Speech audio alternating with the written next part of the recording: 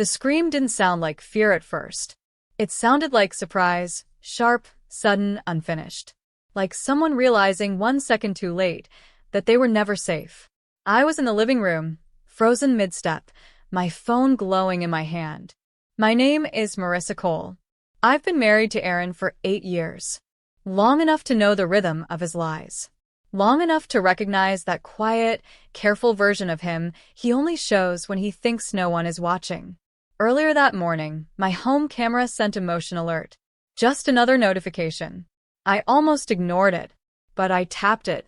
The screen filled with the guest bathroom. Aaron stood there, back to the camera, sleeves rolled up. On the counter lay my hairdryer. He picked it up, turned it over, and began peeling the wire with surgical patience. No rush. No shaking hands. Copper flashed under the light. He paused once, looked at the door, then plugged it back in and tested it. I remember whispering, "Why?" to an empty room. An hour later, my mother-in-law complained loudly about the bathroom being messy. My sister-in-law teased her, grabbed a towel, and said she'd go first.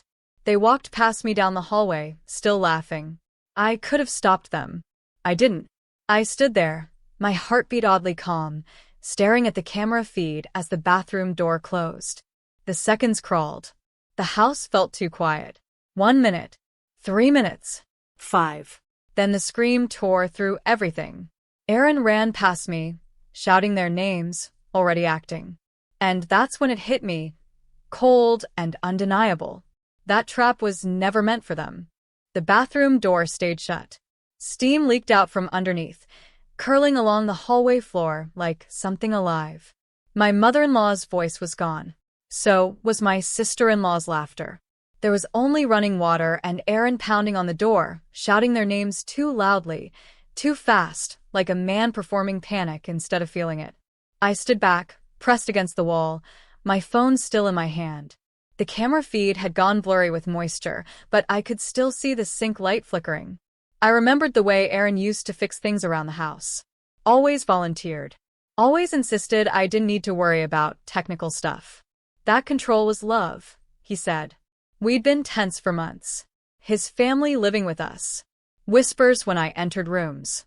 Conversations that stopped when I sat down. I had felt pushed out of my own marriage, reduced to a background figure in my own home. The door finally opened. There was shouting. Chaos. Towels. Someone crying. Aaron turned to look at me then, really look, as if searching my face for something. I gave him nothing. And that was when his eyes narrowed, just slightly, like a man realizing the script had changed. They were taken to the hospital within minutes. Sirens swallowed the street. Neighbors watched from behind curtains. Aaron rode with them, gripping his phone, pacing like a trapped animal. I followed later, alone, my thoughts sharper than fear. In the waiting room, his family wrapped themselves around each other. No one spoke to me. I didn't expect them to. I sat across the room, replaying the footage in my head, his hands, the wire, that calm smile. Every small memory from the past year rearranged itself into something ugly and clear. A nurse asked questions.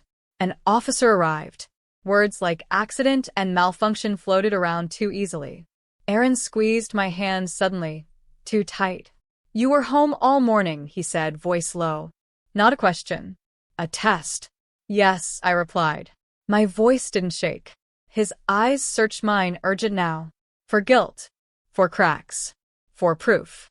I thought of all the times he'd dismissed me, talked over me, treated me like furniture. How invisible I'd become. And sitting there under fluorescent lights, I realized something chilling. He wasn't afraid for them. He was afraid I knew. The betrayal didn't happen in a shout. It happened quietly, in a hospital corridor that smelled like disinfectant and fear.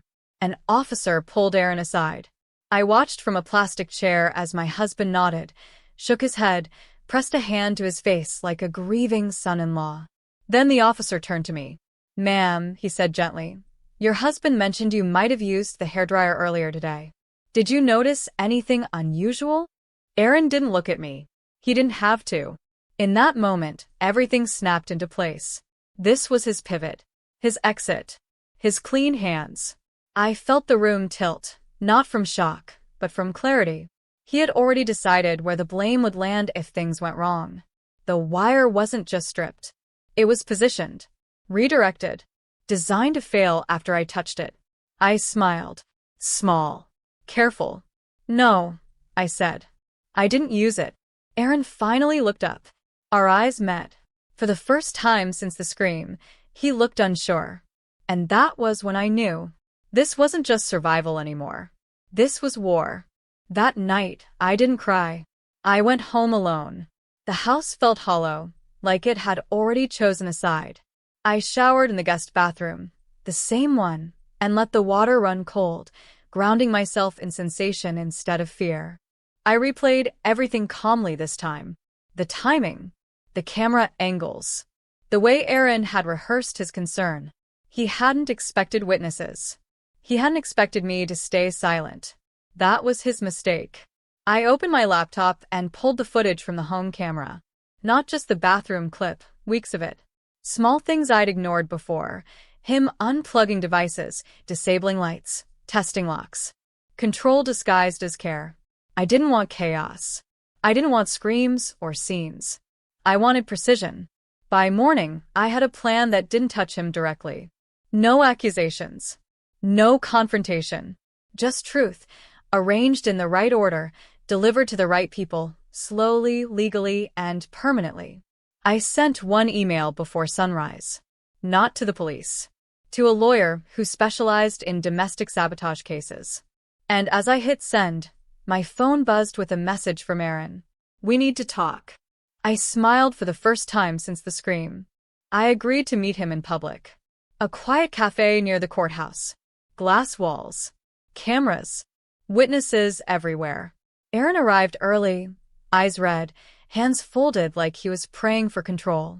I let him talk first. He always needed that. They're asking questions, he said. About the wiring. About the house. I stirred my coffee slowly. That makes sense. He leaned in. You didn't tell them anything, did you? I met his gaze. Calm. Open. Empty. No, I said. Why would I? Relief flickered, then vanished, when I slid my phone across the table. Not unlocked. Just face down. The weight of it was enough. I gave my lawyer the footage. I continued softly. All of it. The edits are time-stamped. Unaltered.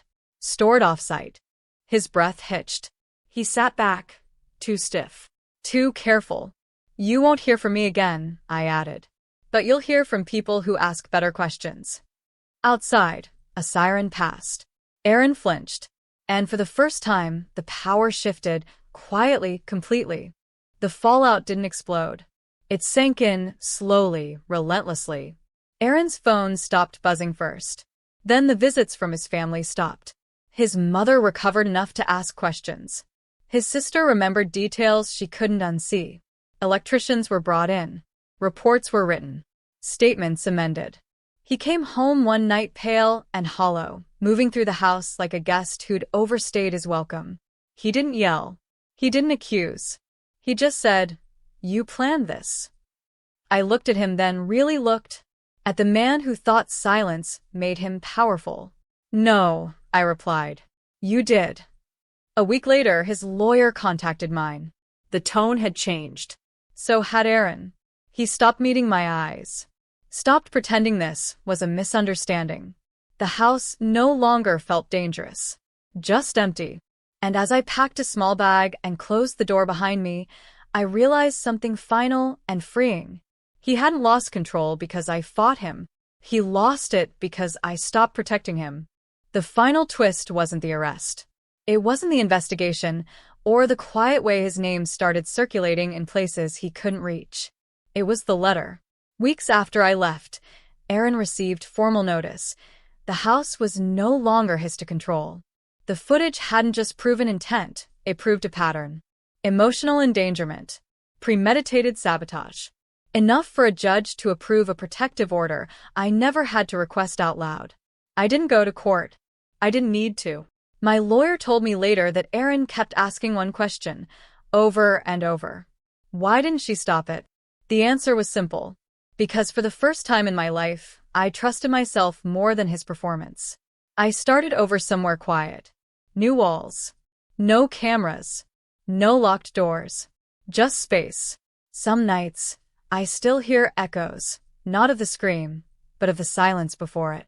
And instead of fear, I feel something steadier. Clarity. Because the most powerful revenge wasn't exposing him. It was surviving him and walking away with the truth intact.